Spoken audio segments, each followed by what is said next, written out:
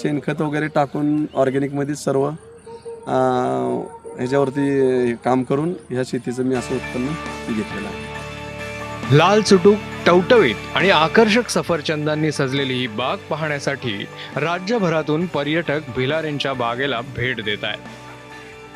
India grow म्हणून तर त्याची खतं ह्यांना वापरायला सांगितली होती. ओलिप, ग्रो मॅजिक आणि MI स्प्रे भूअस्त्र आणि भूअस्त्र.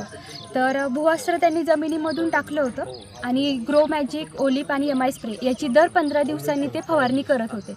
तर त्याचा फायदा असा झाला की त्यांच्या हे जे रोपं होते तर त्याला फुलंही लागली आहेत, फळं लागले, तर ते आता एकदम खुश आहेत. आपल्या पूर्ण ह्याच्यामध्ये फर्स्ट टाईम असं झालं आहे की ॲपलची लागवड झाली आहे आणि ॲपल पण आली आहे. या यशस्वी प्रयोगाची दखल प्रशासनानंही घेतली आहे.